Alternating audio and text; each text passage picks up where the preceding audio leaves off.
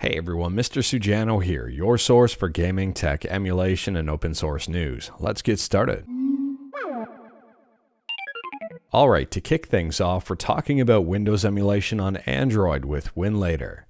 Now, Dragon Ball Sparking Zero has not officially released just yet, unless you pre-ordered it, in which case you have access to it. And it appears that some people who have pre-ordered the game have got it up and running on Android via Emulator. Now, to be honest with you, this is running a lot better than I thought it was going to. The frame rates are kind of all over the place here, but there are some instances where frame rates are above 30 frames per second. I think that is crazy impressive. Yes, the graphics are turned down. Yes, it doesn't look the best. But on a mobile phone where the screen is just really tiny, I think this would look absolutely fine. And I would argue that this is kind of playable. Now, Zero Kimchi also goes over the settings that he had in order to achieve this, and we can see that the resolution scale is turned down as low as it can go, and the settings are all basically set to low. And he also goes over the individual settings he's got in Emulator. Now, in my opinion, this is very impressive to see this game running on Android through an emulator. I mean, the emulator itself takes resources, and then to have the game running on top of that, and at 30 frames per second in a lot of situations on Android is mind-blowing. Moving on, and we're talking about Sonic Rumble and Sega, and I would say that this is a big win for Sega. Apparently here in an interview over on Automation, they say that Sega avoided Gatcha and pay-to-win mechanics in Sonic Rumble because they know overseas players don't like them. I do recommend giving this article a read, and the link will be in the description below. In fact, everything I talk about in this video, link is in the description below right at the bottom. My news is 100% open source. I don't hide my sources. Anyways, here, they say that in the Japanese and Asian markets, it's common to have to spend tens of thousands of yen in a game until you draw a rare character and finally get to move on. But this is not the case in the global market, especially for an action game like Sonic Rumble, where players should be able to enjoy the game on an equal footing.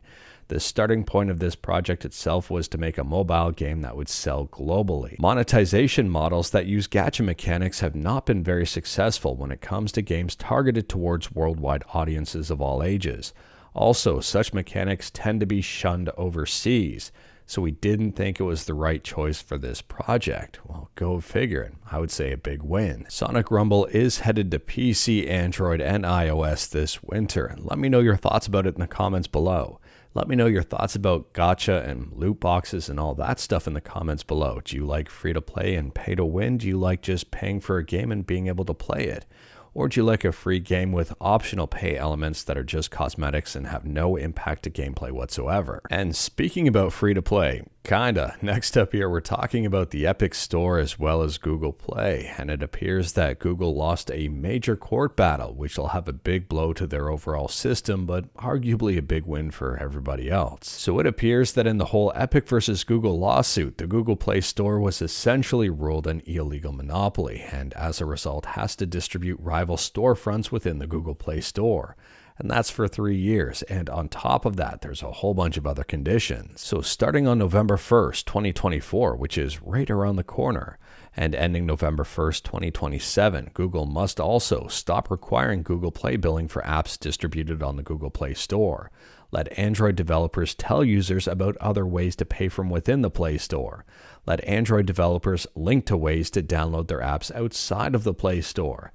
And let Android developers set their own prices for apps irrespective of Play billing. But wait, there's more. Google also can't share app revenue with any person or entity that distributes Android apps or plans to launch an app store or app platform. Offer developers money or perks to launch their apps on the Play Store exclusively or first. Offer developers money or perks not to launch their apps on rival stores. Offer device makers or carriers money or perks to pre-install the Play Store. And offer device makers or carriers money or perks not to pre-install rival stores. Now, in my opinion, I don't think Epic cared really about this stuff here, and they were more concerned about one thing, and that was Google's 30% Android tax. I mean, Tim Sweeney of Epic flat out says, big news, the Epic Game Store and other app stores are coming to Google Play Store in 2025 in the USA. without Google's scare screens and Google's 30% app tax, thanks to victory in Epic versus Google. Now, I could be wrong here, and if I am, let me know in the comments below, but based on my understanding, it appears that Epic really just wants to use the Google Play Store to distribute their store and apps without really having to pay the Google Play Store. Again, I could be wrong. Anyways, Google is appealing the verdict. So Google lists the reasons out on why they're appealing the verdict, and this point here kind of resonates with me. They say Android is open and Google Play is not the only way to get apps. The decision falls to take into account that Android is an open platform and developers have always had many options in how to distribute their apps. In fact, most Android devices come preloaded with 2 or more app stores right out of the box. I mean, they're not lying with that statement. And they go on to say, developers have had other options too, such as offering their apps directly to users from their websites. Well, we've seen that before. For example, Epic Games has made its popular Fortnite app available to Android users through the Samsung Galaxy Store, sideloading, and the Epic Games Store, all while Fortnite was not distributed through Google Play.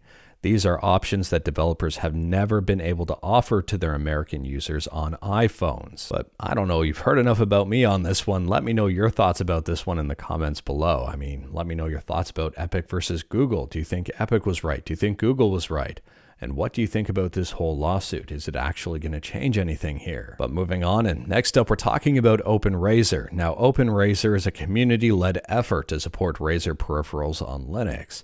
It just got a brand new update, and a whole bunch of more devices are now compatible with it. So at the time of filming, OpenRazer version 13.9.0 is the latest update. And I would say in terms of the new devices that were added, some of the big ones here were the addition of Razer Blade 14 2023 and Razer Blade 14 2024 support. Those are laptops from Razer. They've also added support for the Death Adder V3 Pro, the Viper V3 Pro, and a whole bunch more, including the Black Widow V4X keyboard. Now, I don't have a whole lot of Razer stuff. I've got a mouse pad and also a set of headphones, and none of them have RGB or really any need for Linux support. I mean, my headphones work just fine on Linux. But if you've got some Razer stuff, this may be a game changer for you, especially if you wanted to use stuff like RGB and even more. Let me know your thoughts about this one. Next up, we're talking about racing on mobile, specifically Android and iOS. If you're a fan of Grid, you might be a fan of this news, and you might not for a couple of big reasons, and I'll say so in just a second here. So Grid Legends Deluxe Edition is hitting Android and iOS December of this year. However, it's restricted on Android to 2 chipsets. So right on their Google Play Store page, it says Grid Legends Deluxe Edition is a very demanding game with high device requirements. At launch, it will support a limited number of chipsets, which is the Snapdragon 8 Gen 2 and the Snapdragon 8 Gen 3. So if you have neither of those, you're out of luck, at least at launch. Next up, we're talking about Nintendo Switch emulation on mobile and PC with Sudachi, and Sudachi just got a brand new update here to version 1.0.11. So the Android, Windows, and Linux versions of Sudachi all got updates, and they all share very similar things. For example, on Android, Linux, and Windows, they've added the beginnings of Echoes of Wisdom audio fix, and that code is a re-implementation of Ryujinx's audio changes. And they've also fixed an issue where some games won't boot from Q launch.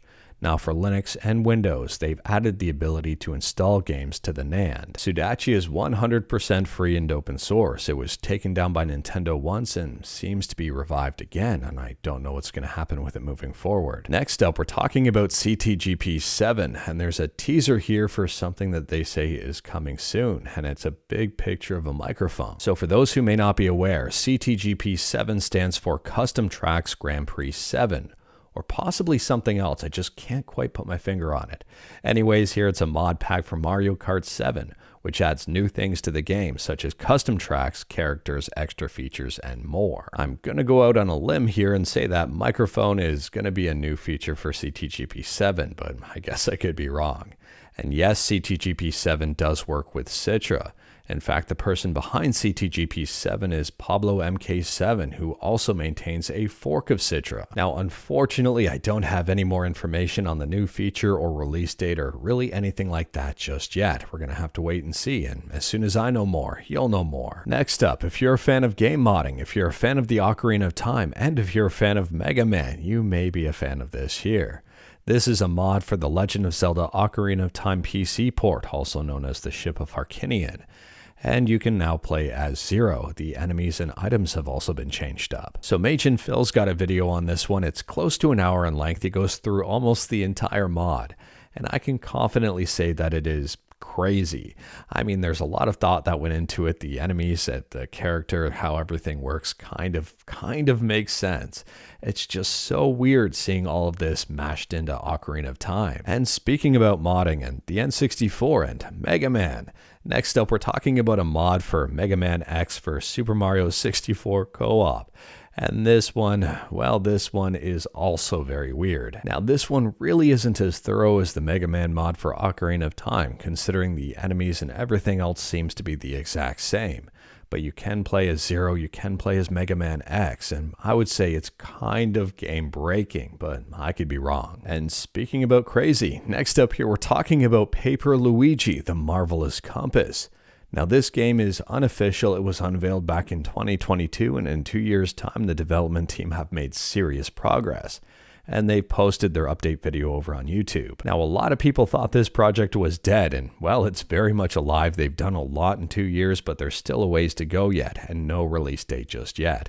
The video is still up on YouTube. It's just over 4 minutes in length, and I think it's worth a watch. And speaking about stuff very much being alive, next up we're talking about PlayStation 1 emulation with Duckstation.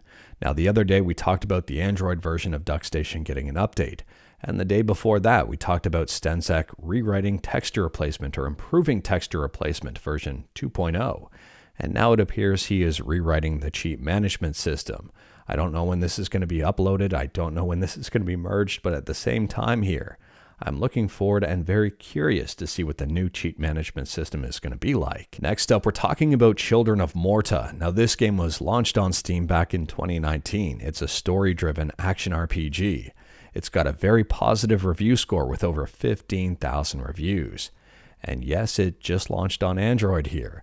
So it's up on Android. It's currently on sale. In Canada, it's $13 and on sale right now for $9.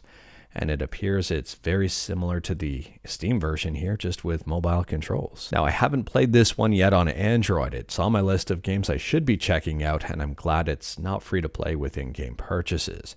If you've tried this one, let me know your thoughts about it in the comments below and if it's worth picking up. And last up here, we're talking about Dredge, which is a single-player fishing adventure with a sinister undercurrent.